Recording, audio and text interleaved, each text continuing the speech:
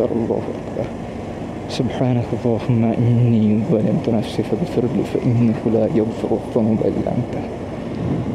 মাশাআল্লাহ, তাল পেড়ে তাল খাচ্ছে বসে তাল গাছের নিচে।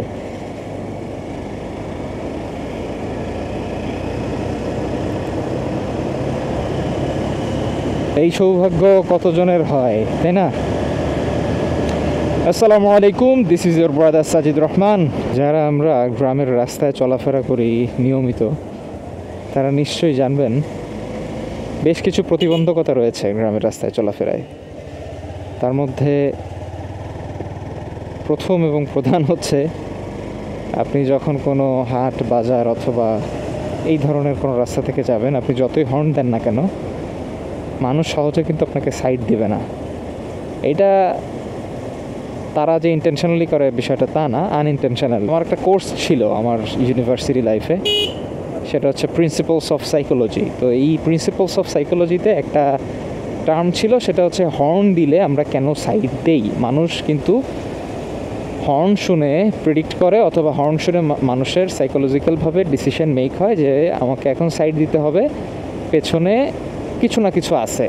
তো এইটা হর্নের আওয়াজের তারতম্যের উপরে ডিপেন্ড করে, আসলে পেছনে কি রিক্সা না পেছনে ভ্যান নাকি পেছনে কোনো গাড়ি, ট্রাক অথবা বাস।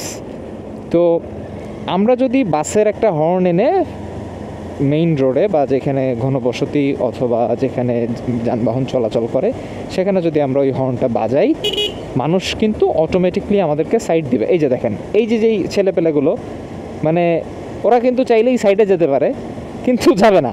হ্যাঁ, মানে আমি কিন্তু দেখা যাচ্ছে যে এই রানিং অবস্থায় আমার কন্ট্রোল করতে কষ্ট হয়ে যাবে, যেহেতু রাস্তা ভেজা, আমি আছিও 30, মানে অ্যাভারেজ 30 স্পিডে। সো এর থেকে তো আস্তে যাওয়াও কষ্টসাধ্য, তাই না? যেটা ফ্যাক্ট আর কি। কিন্তু এটা আগে আমার ভিডিওতে আগেও দেখবেন যে এরকম এরা সাধারণত সাইড দিতে চায় না। হ্যাঁ, আপনি হর্ন দিবেন, দিয়েও কোনো লাভ হবে না, ওরা হচ্ছে এরকমভাবে চলাফেরা করবে। তো যাই হোক, তো এই প্রিন্সিপালস অফ সাইকোলজির কথা বলছিলাম। তো ওইখানে আমাদের যে ফ্যাকাল্টি ছিলেন, উনি বোঝাচ্ছিলেন যে আমরা যদি হর্ন বাজাতে সক্ষম হই, তাহলে আমাদের নট নেসেসারি যে কোনো যানবাহন এনে হর্ন দিতে হবে। হর্ন দিলে আমাদেরকে পাবলিক সাইড দিবে। কেননা আমরা এখন টেসলা যাকে বলি, তাই না? টেসলার কিন্তু হর্ন আছে, আপনারা নিশ্চয়ই জানবেন অনেকে। টেসলা হর্ন দিলেও কিন্তু আমরা আসলে সাইড দিই। আমরা কিন্তু ভাবছি যে হ্যাঁ, পেছনে ইজি বাইক থাকতে পারে, পেছনে মোটর সাইকেল থাকতে পারে, পেছনে অন্য কোনো বাহন থাকতে পারে। সো এইটা মানুষের একটা সাইকোলজি। এবং এখানে কুকুর এবং কুকুরের খাবার দেওয়া, এইটা নিয়ে একটা রিসার্চ ছিল। এটা তো অনেক আগের ঘটনা, কিন্তু আমি এক্স্যাক্টটা মনে নেই। এর একটা এক্সাম্পল দিয়ে টিচার বুঝিয়েছিলেন, সেটা হচ্ছে আপনি যদি কুকুরকে খাবার দেন একটা জায়গায়, নির্দিষ্ট একটা জায়গায় নির্দিষ্ট সংখ্যক খাবার বা যেটাই দেন না কেন, ওর দেখবেন যে একটা ইন্নালিল্লাহ, কি হইল, এনিওয়েজ, কুকুর বলতে না বলতেই ওরা কি বুঝতে পেরে গেল যে আমি ওদের নিয়ে কথা বলছি। এনিওয়ে, তো ওদেরকে আপনি যখন খাবার দিবেন, তখন দেখবেন যে ওদের একটা লালা বের হয়, তাই না, জিহ্বা থেকে। সো এইটা আপনি ওকে গোশের টুকরা দিচ্ছেন আর যাই দিচ্ছেন, ও দেখবেন যে আপনি যদি ওকে দূর থেকে এইটা বোঝাইতে সক্ষম হন যে হ্যাঁ, তোমার জন্য কিছু অপেক্ষা করছে, তোমাকে আমি কিছু দিতে চাই, তখন কিন্তু দেখবেন যে ওর এই লালাটা কিন্তু বের হইতে থাকবে। মানে ইট ডাজন্ট মিন যে সব সময় গোশের টুকরাই হতে হবে, তাই না? তো এরকম একটা টার্ম দিয়ে আমাদেরকে হচ্ছে টিচার বুঝিয়েছিলেন। এইটা খুব সম্ভবত প্রসিদ্ধ একটা এক্সাম্পল। এই দেখেন, একটা হর্ন, দুইটা হর্ন, ওনারা খুব সম্ভবত 2 থেকে 3 ইঞ্চির মতো সাইড দিয়েছে আমাকে। তাদের ধারণা যে যতটুকু জায়গা আছে তাতে আমি চলে যেতে পারবো। এবং আপনারা যদি এই আমার সামনে যে প্রাইভেট কারটা আছে, আমি যদি মানে গাড়ির মধ্যে থাকতাম এবং আমার ক্যামেরাটা মাউন্ট করা থাকতো, তাহলে দেখতেন যে ভদ্রলোকের কতটা বেগ পেতে হয়। দেখেন কতগুলো হর্ন দিতে হচ্ছে, স্টিল কতগুলো হর্ন দিয়ে যাচ্ছে, কিন্তু সাইড দেবার কোনো নামগন্ধ নাই।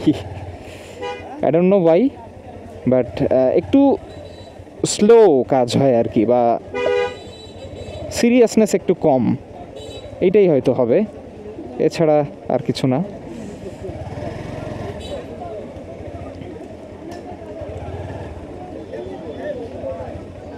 বাহ, কাঁঠালের সময় চলে এসেছে।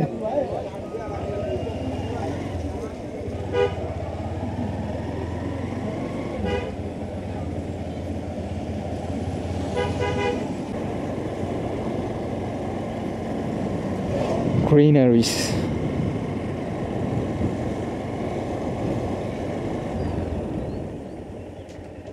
কি একটা অবস্থা।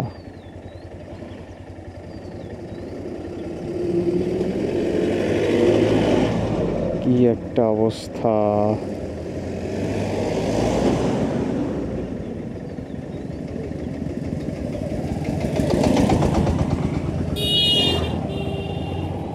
গ্রামের রাস্তাঘাটে চলাচলের কিছু প্রতিবন্ধকতা নিয়ে কথা বলছিলাম। মানুষজন একটা প্রতিবন্ধকতা তো আছেই, তার সাথে একটা বড় প্রতিবন্ধকতা হচ্ছে হাঁস, মুরগি, গরু, ছাগল, এই ধরনের গবাদি পশু পাখি। কেন বললাম, একটু আগে, সবসময় তো আসলে ক্যামেরা অন রাখা পসিবল হয় না, টু বি ভেরি অনেস্ট। একটু আগে যেটা হয়েছে যে আমি এই ইউজুয়াল স্পিডেই যাচ্ছি, এর থেকে বেশি তো যাওয়া ইট ইম্পসিবল বলা যায়। এই সমস্ত রাস্তায় অবস্ট্যাকলস খুব বেশি থাকে। এরকম যেতে যেতে সামনে কিছু দূরে মুরগি এবং মুরগির বাচ্চা মানে ছড়িয়ে ছিটিয়ে আছে। তো আমি ঠিক সেভাবে যাচ্ছি যাতে আমার স্পিডটা আমার নিয়ন্ত্রণের মধ্যে থাকে। তো ওভাবেই যাচ্ছিলাম। তো একটা মুরগি হচ্ছে যেটা করলো সেটা হচ্ছে যে ফার্স্টে আমার চাকার সামনে এসেছে। চাকার সামনে এসে আমি ওকে রিড করতে পারছি না, এই যে প্রিন্সিপালস অফ সাইকোলজি। তাহলে এই সাইকোলজি কোর্স আপনি হাজার করলেও এবং হিউম্যান সাইকোলজি নিয়ে আপনি পড়ালেখা করলেও এই যে পেট সাইকোলজি আছে, এইটা কিন্তু বেশ খানিকটা টাফ। তারপরে যেটা হলো যে ও এই ডিরেকশানে ছিল, অর্থাৎ আমার রাইট ডিরেকশানে, আমার হাতের রাইট ডিরেকশানে। আমি চিন্তা করছি যে ও হয়তো বা ডান পাশেই চলে যাবে।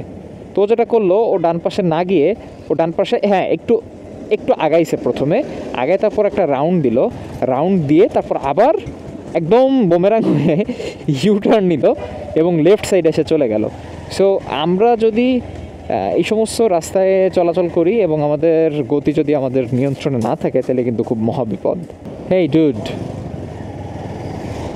ও আজকে এখানে আসলে হাট ছিল, মানে হাট বার ছিল আর কি, এই জন্য এই ঘটনা ঘটছে আর কি। প্রত্যেকটি নসিমন গাড়িতে হচ্ছে হাম্বা হাম্বা। তো কুরবানি ফিল অলরেডি শুরু হয়ে যাচ্ছে। এই যে আজকের যাতায়াতের মধ্য দিয়ে কুরবানির একটা যে ভাইব, সেটা পাচ্ছি। আল্লাহ, সহজে বের হইতে যেন পারি, কারণ এইখানে খুব বাজে বাজে ইনসিডেন্ট হয় এবং হতে পারে, যেহেতু হাট। এই দেখছেন অবস্থা। আমার মনে হয় আমি বের হয়ে যেতে পারছি আল্লাহর মেহেরবানিতে, আলহামদুলিল্লাহ। আচ্ছা, কারণ এখানে যে কোনো ইনসিডেন্টই হয়ে যেতে পারে, কেউ অফেন্ড হবেন না। আমরা খুবই কিউট অনেক দিক থেকে, সেই কিউটনেসের কিছু কথাবার্তা বলছিলাম।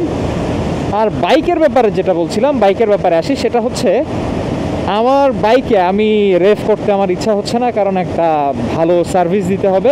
আমি এখনও ফ্রি সার্ভিসের আওতাভুক্ত আছি। আমার তৃতীয় ফ্রি সার্ভিস, হ্যাঁ আমি যদি ভুল না করি, আমার তৃতীয় ফ্রি সার্ভিস হচ্ছে জুন মাসের কোনো একটা তারিখে আমি নিব ইনশাল্লাহ। শ্রীমঙ্গল থেকে আসার পরে কোনো সার্ভিস দেওয়া হয় নাই, বাট আমি ফিল করছি আসলে একটা সার্ভিস প্রয়োজন।